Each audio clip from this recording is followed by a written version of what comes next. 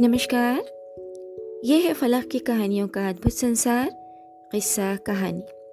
आज की कड़ी में प्रस्तुत है एक बाल कहानी जिसे नरेट किया है महर्षि मीर ने। कहानी का शीर्षक है एका चिमनी, राक्षस और चंदन का पेड़।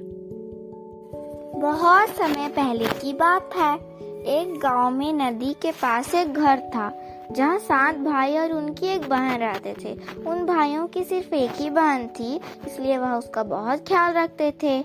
उनके माँ बाप कुछ जमा पूंजी छोड़ गए थे जिसे वह 8 भाई बहन खर्च करते थे।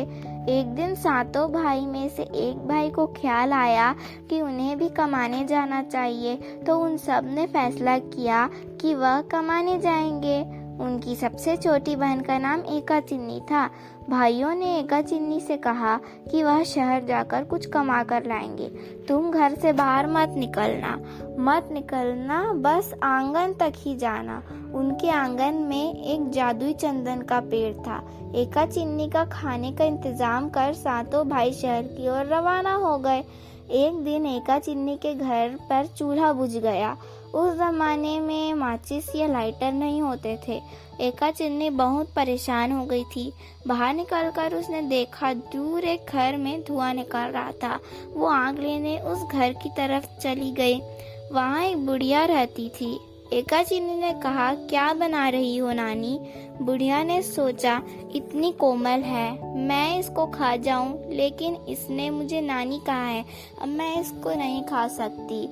काश मेरा बेटा अभी होता।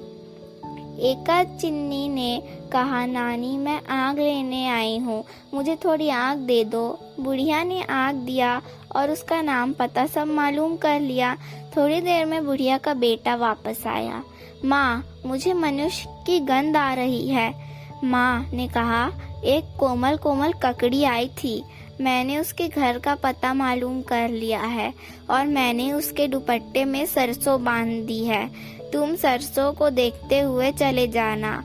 बेटा बहुत खुश हुआ।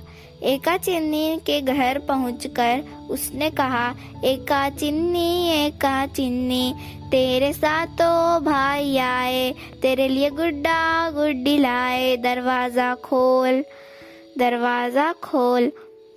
चंदन का पेड़ बोला कि एका चिन्नी, तेरे 7 भाई नहीं आए, तेरे लिए गुड्डा गुड्डी नहीं लाए, तुझे राक्षस खाने आए, दरवाजा मत खोल।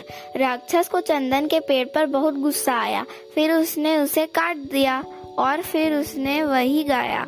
फिर चंदन के पेड़ से भी वही आवाज आई, तो राक्षस ने उस पेड़ को जलाकर नदी में फेंक दिया और वही गाना गाने लगा। फिर नदी से भी वही आवाज आने लगी, तो राक्षस परेशान होकर एक दांत उस दरवाजे की चौखट पर लगाकर वहां से चले गया।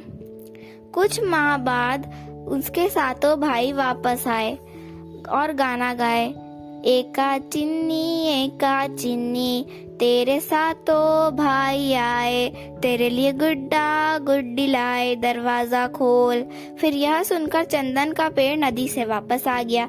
एका चिन्नी अपने भाई की आवाज सुनकर खुशी के मारे दौड़ी, तो राक्षस का दांत जो चौखट में गड़ा था वो उसके पैर में चुभ गया और वो बेहोश हो गई।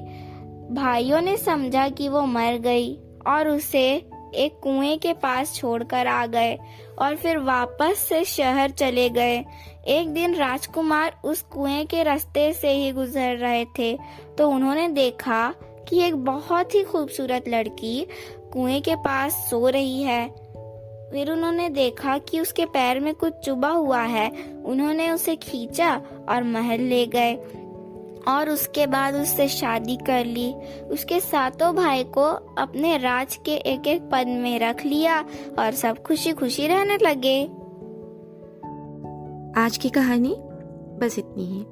अभी आप सुन रहे थे महर्षि मीर को एक बाल कहानी में, जिसका शीर्षक है एका चिमनी, राक्षस और चंदन का पेड़। यह है फलक की कहानियों का चैनल किस्सा कहानी। फिर मिलते हैं किसी और रोचक कहानी में। तब तक के लिए विदा।